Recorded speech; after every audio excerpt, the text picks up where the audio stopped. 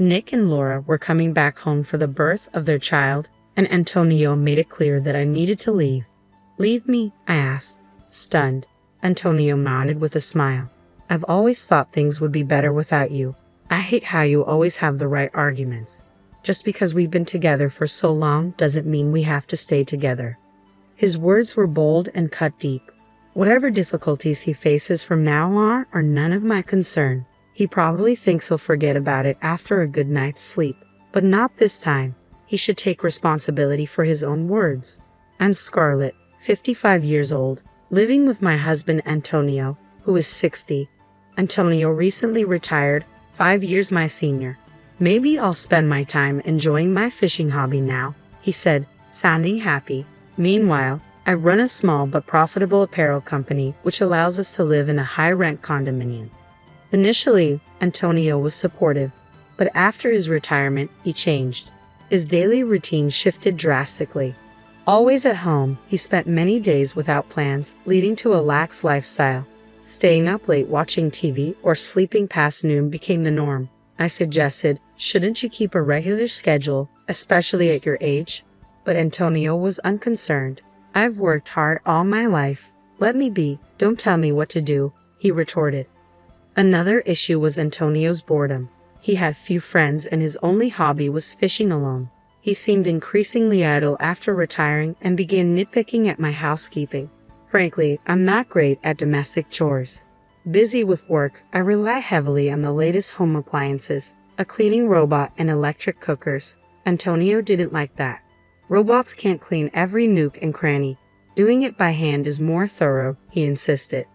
One evening, he complained about dinner. Stews need time and attention, not an electric cooker, he grumbled, though he had never minded before. Now, he was imposing his preferences. At worst, he would say, stop being lazy, you're so sloppy. I'd consider his request if I had the time. I'm too busy with work. If he's retired and has time, he should do it. When I pointed this out, he snapped, just because you work doesn't mean you can act superior. I began to understand why some people divorce later in life, yet I endured, considering how hard we had worked together. But things escalated due to a particular event. Our son's wife's pregnancy. Nick, our only son, and his wife Laura announced her pregnancy. Nick isn't my biological son. He's Antonio's from a previous marriage. We remarried when Nick was 10. Antonio was ecstatic about the pregnancy announcement. Our first grandchild, he exclaimed, his joy overwhelming. Yes, it's exciting, I replied, happy too, but Antonio's joy was beyond normal. I think he was experiencing grandparent fever. That's why things turned out this way. Laura, who was raised by a single mother, expressed a desire to return home for the birth, probably influenced by Antonio's enthusiasm. My mom is too busy with work, Laura explained, which only fueled Antonio's eagerness. We need to welcome the baby in the best possible way, he declared, diving into preparations with gusto. That would have been fine, except he imposed all the tasks on me. This crib, every kind of milk, just in case, and a lot of diapers, he barked, overwhelming me with orders. Already swamped with work and chores, I struggled to meet his endless demands, only to be met with criticism. No, not like that, he complained. No, you're doing it wrong. Enough. I finally snapped. I understand you're excited, but do it yourself. Stop relying on me for everything. Antonio seemed shocked, standing frozen. Our first grandchild, and you act so detached. Right, you're not biologically related to Nick, so you don't care about him. That's not true. Don't say such awful things, I retorted. You're overdoing it. If Laura knew how much you're doing, she might not want to come here. This place doesn't feel relaxing. Antonio, unable to respond, clenched his teeth and retreated to his room. I sighed, regretting my harsh words. His fanaticism had driven me to stubbornness, and being accused of not caring about Nick hurt deeply. I wanted Nick and Laura to feel relaxed here, which is why I needed to stop Antonio's excesses. Later, I thought about making amends, but Antonio didn't come out of his room. Reluctantly, I knocked on the door. I'm sorry about yesterday. I'm going to work, I said, leaving for the day. At work, I faced numerous challenges and returned home quite late. As I contemplated dinner, I found Antonio already sitting at the dining table. I'm home. Sorry I'm late. I'll make dinner as quickly as I can, I said, but there was no reply. Antonio just sat there, staring. as if pressuring me. Frustrated, I thought, if he's home anyway, he could have made dinner or at least not rushed me like this. Finally, I broke down. I managed to make crispy fish sandwiches and served them. Sorry for the wait. Let's eat. Antonio immediately started eating in silence. Were you that hungry? I asked as I sat down and began my own sandwich. Before I was even halfway through, Antonio had finished. He sat up straight and looked at me. What? I asked. Antonio spoke in a low voice. You're all about work, neglecting the housework. His unexpected words nearly made me drop my sandwich. What are you talking about? I'm not neglecting anything. Don't act like it's nothing. Like today, just sandwiches, no salad or soup. That's unacceptable. True, I usually serve salad and soup, but today wasn't about being lazy. I hurried because Antonio seemed so eager to eat. I explained, but Antonio wasn't convinced. It's not just that. You always negate everything I say or do. You must think you're better because you're working and I'm retired. That's not how I think at all, I insisted, but Antonio remained unconvinced. I was getting tired of this pointless argument. Let's stop this. We'll be welcoming Nick and his wife soon. I don't want to greet them with this unpleasant atmosphere. At this, Antonio sneered sarcastically. All right, I've been thinking the same. So I found a good solution. A good solution. I tilted my head, puzzled. Antonio declared loudly, Nick and Laura are coming back for the birth, so you should leave. What? I couldn't believe he was serious. Leave me? When I asked again, Antonio nodded with a smile. If you weren't here, things would go smoothly. I've always thought so. I hate people like you who always argue with logic. There are plenty of other women. I was shocked. After decades of marriage, hearing such words was devastating. Antonio, carried away, continued to vent his grievances. You lack respect for me, your husband, always complaining, never just listening. Complaining? I respect your requests as much as I can. It's you who makes unreasonable demands. Oh, shut up. I hate your bossy tone. Just leave. I don't even want to see your face. Antonio slammed the table. It was futile to say more. Understood, I said and returned to my room. The next morning, I packed my things and left. I called the moving company immediately after being treated like that. I wasn't going to stay. Fortunately, it wasn't moving season, and I easily scheduled an estimate.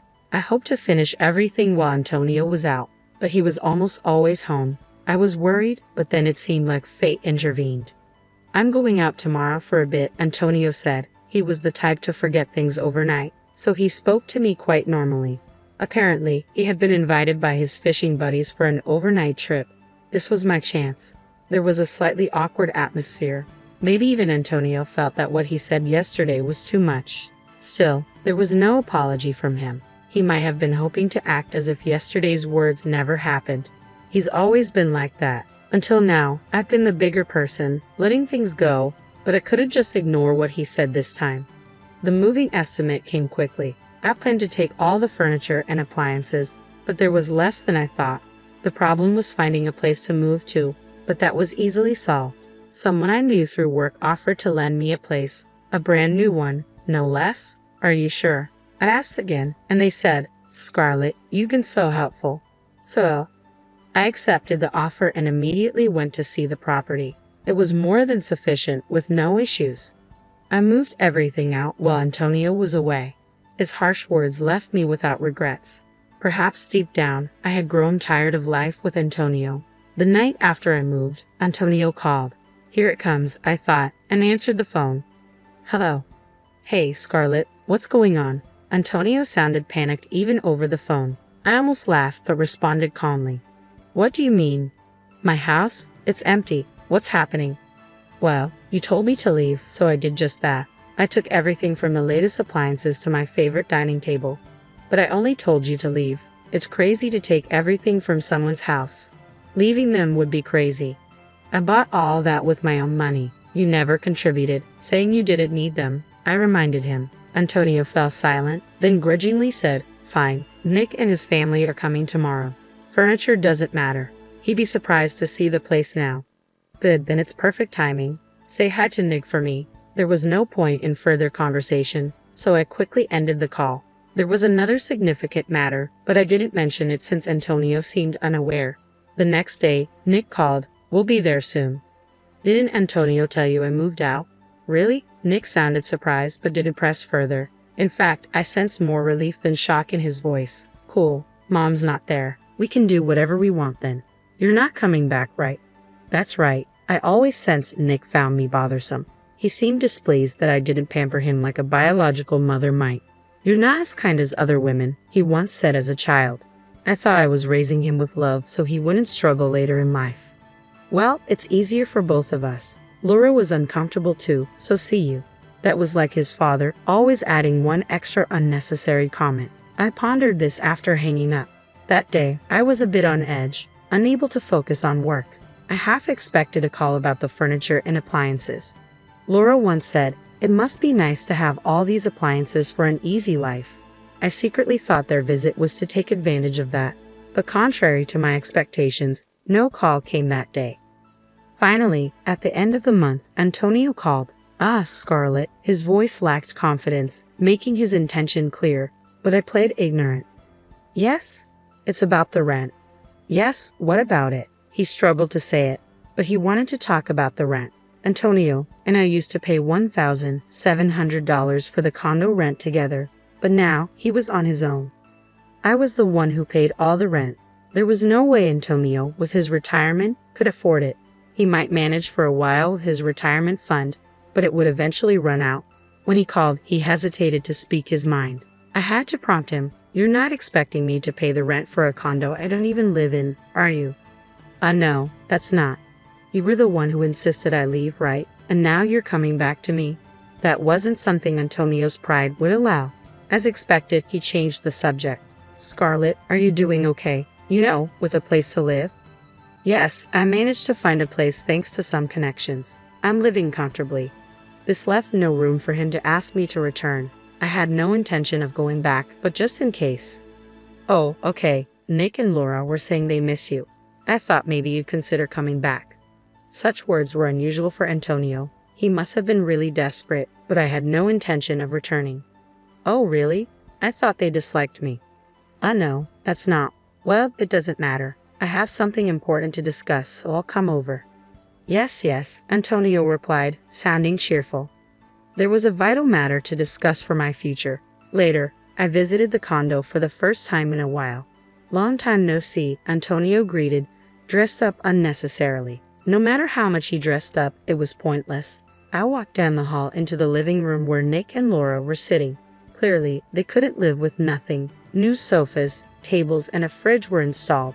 Nick waved casually, and Laura, though glaring, greeted me. The atmosphere was tense. I wanted to finish what I came for and leave. I sat down as Antonio urged. "So, what did you want to talk about?" Grateful he brought it up, I started the conversation. I thought it was better to handle this sort of thing sooner rather than later. Antonio turned pale the moment he saw what I held out. "You're planning to divorce me?" he asked, visibly shaking as he looked at the filled-out divorce papers. "Yes. Ever since you told me to leave, I've been intending to." "Did you really say that without thinking?" Antonio fell silent. He probably did. He tends to blurt out things in the heat of the moment without thinking ahead. This habit had caused him trouble at work several times. "The last time, you said all those terrible things. I don't want to see your face. There are other women, and more." At that moment, I couldn't see a future with you anymore. He must have remembered saying those things. Antonio kept his head down, sweating. "Yeah, I said it, but that was not really what I meant." "You can say such things even if they're not in your heart." I'm appalled. "Well, it doesn't matter to me anymore. I can't do this anymore."